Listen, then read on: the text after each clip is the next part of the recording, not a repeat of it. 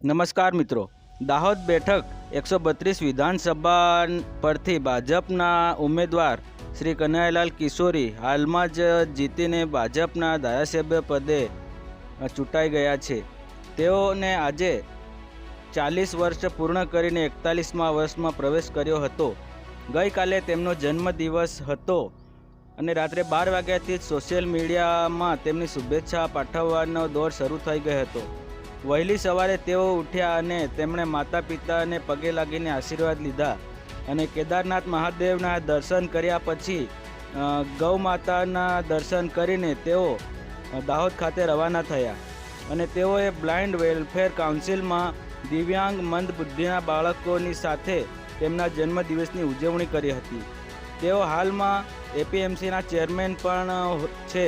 તેઓ એપીએમસીના ચેરમેન હોવાથી એપીએમસીના વેપારીઓમાં અને ખેડૂતોમાં તેમને શુભેચ્છા પાઠવવા માટે એક કાર્યક્રમનું આયોજન કરવામાં આવ્યું હતું, જેમાં 41 દીવડા પ્રગટાવીને તેમને શુભેચ્છા પાઠવવામાં આવી હતી।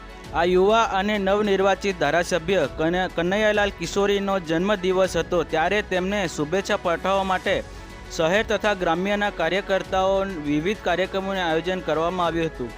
તેમ છતાં તેઓ બધા કાર્યક્રમોને પડતા મૂકીને દાહોદમાં આવેલા પશ્ચિમ રેલવેના જનરલ મેનેજરને મળવા દાહોદના રેલવેના પ્રશ્નોના નિરાકરણ માટે તેઓ ત્યાં પહોંચી ગયા હતા, જેથી તેમના કાર્યકર્તાઓએ ઘણી બધી રાહ જોવી પડી હતી। પશ્ચિમ રેલવે વર્કશોપની મુલાકાતમાં તેઓએ કોરોનામાં બંધ પડી ગયેલી તમામ ટ્રેનો શરૂ કરવા કહ્યું, 2 વ્હીલરનું પાર્કિંગ પણ ફરીથી શરૂ કરવાનું કહ્યું અને રહેમ યોગ્ય લાભાર્થીઓને તાત્કાલિક નોકરી આપવામાં આવે એવું પણ તેમણે જણાવ્યું હતું।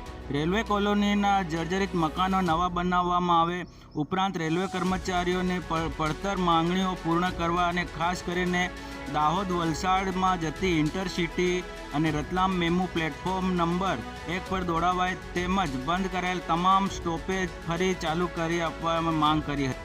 તે પછી તેઓએ છાપરી અંધજન શાળામાં બાળકો સાથે પણ પોતાના જન્મદિવસની ઉજવણી કરી અને તેમનું મોઢું મીઠું કરાવ્યું હતું, તેમજ દામરડા ગામમાં 101 વિધવા બહેનોને શાલોનું વિતરણ પણ કર્યું હતું। તેઓએ દાહોદ વૃદ્ધાશ્રમમાં રહેતા સિનિયર સિટીઝન્સના ચરણ સ્પર્શ કરી આશીર્વાદ પણ મેળવ્યા। સાંસદ શ્રી જસવંતસિંહ બાભોર લોકસભાના સત્રમાં હોવાથી તેમણે લેખિત શુભેચ્છા સંદેશ પાઠવ્યો હતો। જિલ્લા ભાજપ પ્રમુખ શંકરભાઈ અમલિયાર, મહામંત્રી નરેન્દ્ર સોની, જિલ્લા પંચાયતના પૂર્વ પ્રમુખ સુધીરભાઈ લાલપુરવાલા સહિતના અગ્રણીઓ તેમજ કાર્યકરોએ તેમને શુભેચ્છા પાઠવી। જોકે ધારાસભ્ય શ્રી કનૈયાલાલ કિશોરીએ તમામ કાર્યક્રમોમાં કેક કાપવાનો ઇનકાર કર્યો હતો અને કેક પરત બાળકોમાં જ વેચી આપવાનું કહ્યું હતું। અને મિત્રો, તમને મારો વિડીયો પસંદ આવ્યો હોય તો લાઈક કરો, શેર કરો અને સબસ્ક્રાઈબ કરો, જેથી કરીને બીજા આવા સારા વિડીયો તમારી સામે લાવી શકું।